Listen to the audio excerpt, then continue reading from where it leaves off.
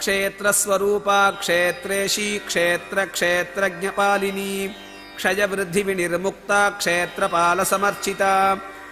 క్షేత్రస్వరూప క్షేత్ర పదంచే సంకేతింపబడే వాటి స్వరూపముగా నుండినది. క్షేత్రం అంటే శరీరం అనే అర్థం కూడా ఉంది. ప్రతి జీవిలో దేహి దేహము అని రెండు భాగాలుంటాయి. తాను భౌతికంగా ఉండటానికి జీవి అనే గృహస్థు కల్పించుకున్న గృహమే దేహం. జీవిలోని రెండో భాగమైన దేహమే ప్రస్తుతం చెప్పబడే క్షేత్రం అంటే జీవిలోని దేహ భాగముగా నుండినది. క్షేత్రేసి క్షేత్రమునకు అధికారిని.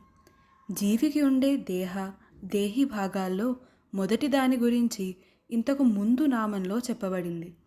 ప్రస్తుతం రెండవ భాగం అయిన దేహి గురించి చెప్పబడుతోంది. అదృశ్యంగా ఉండి దేహాన్ని నడిపించే చైతన్య శక్తిని క్షేత్రేసి అంటారు. మళ్ళీ ఇది ఒక జీవుల పట్ల మాత్రమే కాదు.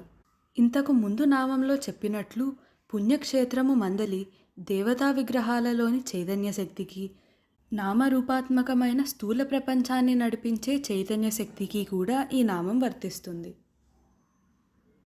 క్షేత్రజ్ఞ పాలిని స్థూల భాగమైన దేహమును, సూక్ష్మ భాగమైన దేహిని పాలించినది లేదా రక్షించినది.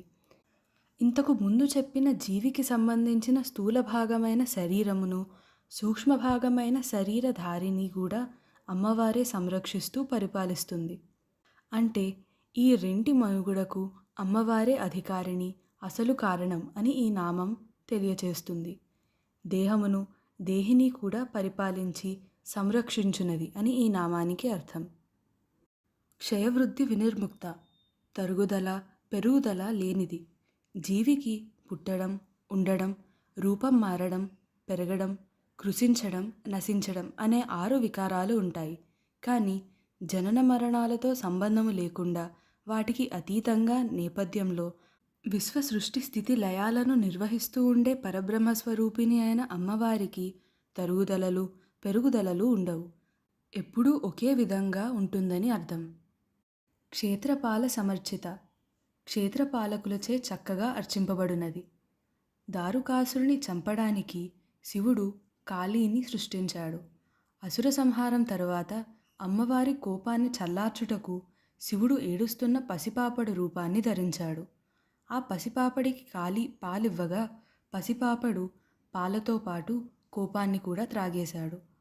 శివుని అవతారమైన ఈ బిడ్డను క్షేత్రపాలుడు అంటారు. ఈ కథ లింగ మరియు ఇతర పురాణాలలో కనిపిస్తుంది. ఈ క్షేత్రపాలుడిచే అర్చింపబడిన అమ్మవారు అని ఈ నామానికి అర్థం.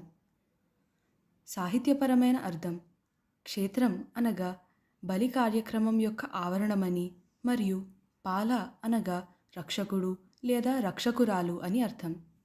క్షేత్రస్వరూపా క్షేత్రేషీ క్షేత్రజ్ఞపాలిని క్షయవృద్ధి వినిర్ముక్త క్షేత్రపాల సమర్చిత.